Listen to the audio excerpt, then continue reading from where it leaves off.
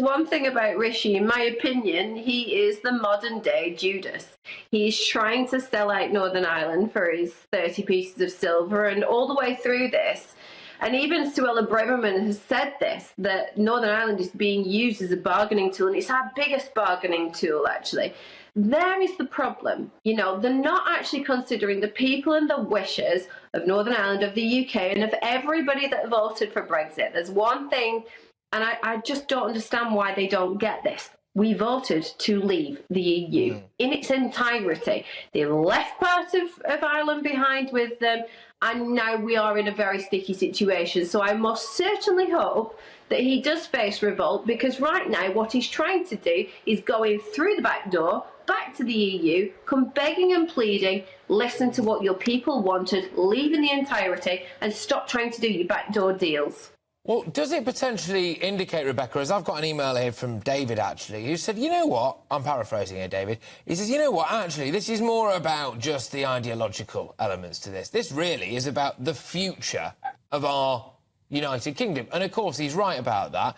Would any Prime Minister who really believes in the United Kingdom and who really believes in national sovereignty even be entertaining any kind of deal like this that would possibly leave Northern Ireland under the jurisdiction of foreign judges and massive customs checks? Absolutely not. Like, do we not get a say as a nation anymore? Does our word not mean anything? We voted to leave. Northern Ireland are part of the United Kingdom. Why on earth are they being forgotten? They're good people, and just because they have got a bit of sea in between us, it doesn't mean that their views and their thoughts don't even matter. They're being forgotten in all of this, and how on earth can we allow that to happen? So I most certainly hope that any MP or anybody that is involved in politics who does not support Rishi, resign. For goodness sakes, don't let this happen. So, the rumours are that supposedly Suella Braverman very, very concerned about all of this. Steve Baker very, very concerned about all of this as well.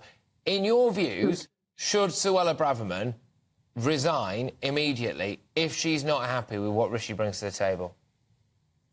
Yes. There's other reasons why I think that she should resign as well. However, obviously, you know, we do have some people within the current government who do speak up on our behalf, but not wholeheartedly.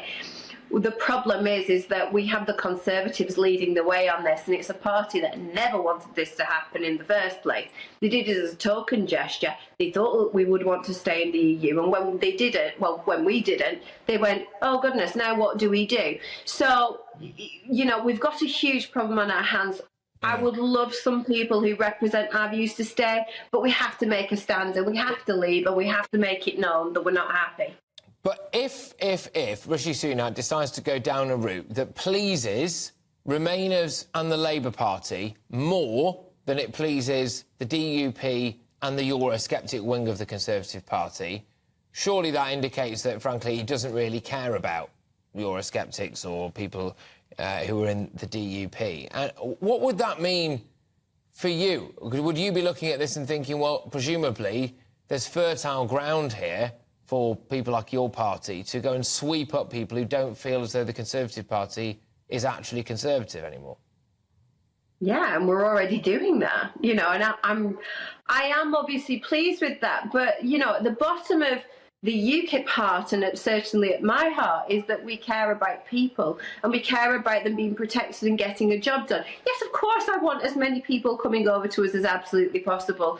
But more than that, we want people to be, you know, to be part of politics, to be listened to. That's the important thing for me. So I'm not going to sit here and gloat and go, woohoo, more votes for us and all the rest of it, because that's not what I stand for as a human.